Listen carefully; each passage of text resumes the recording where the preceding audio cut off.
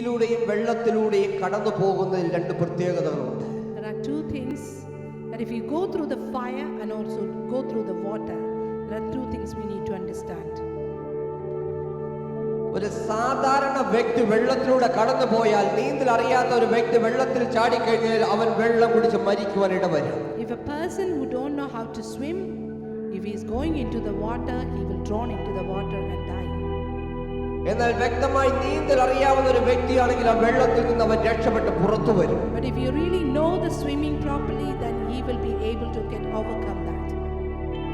അതുപോലെ തന്നെ നല്ലപോലെ ഫൈറ്റ് തെളിഞ്ഞ ഒരു വ്യക്തിയാണെങ്കിൽ അവൻ തീച്ചൂളയ്ക്കുള്ളിൽ നിന്നും അവൻ പുറത്തേക്ക് എടുത്തു ചാടുക തന്നെ ചെയ്യും. If you know that how to deal with the fire, he will, even if you go through the fire, he will come out and overcome that. ദൈവ മക്കളും ലോക ജനവും തമ്മിലുള്ള വ്യത്യസ്തതയത്ര ഇവിടെ കാണിക്കുന്നത്. It is showing us the difference between the worldly people and godly people. ലോകം വെള്ളത്തിൽ ചാടിയാൽ അവർ മുങ്ങിച്ചാവുക തന്നെ ചെയ്യും. The world get into the water, they will be drowned and die. എന്നാൽ ദൈവജനം വെള്ളത്തിലൂടെ കിലോമീറ്ററുകൾ സഞ്ചരിച്ചാലും അവർക്ക് വേണ്ടി അത് വരമ്പായി മാറി നിൽക്കുക തന്നെ ചെയ്യും. The godly people walking through the water, there will be a way and a path open in the water for them. അതത്ര നമുക്ക് വചനത്തിൽ കാണുവാൻ കഴിയും. ഇസ്രായേൽ മക്കൾ കിലോമീറ്ററുകളോളം മൈലുകളോളം വെള്ളത്തിലൂടെ സഞ്ചരിച്ചുവെങ്കിലും ഒരു വെള്ളത്തുള്ളി പോലും അവരെ നശിപ്പിച്ചില്ലത്രേ. Israelites were going through the water, but they had traveled many miles, but not even a single drop of water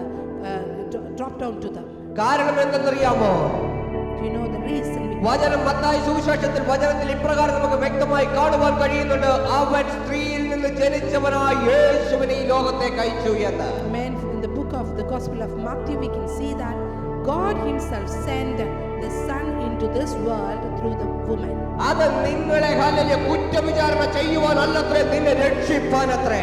He hasn't come down to this earth not to criticize you, not to judge you, but He had come to save you. ദാസത്തിന്റെ ആത്മാവിനെ എടുത്ത് പുറത്തു കളഞ്ഞിട്ട് പുത്രത്തിന്റെ ആത്മാവിനെ പകരുവാനത്രേ. Hallelujah.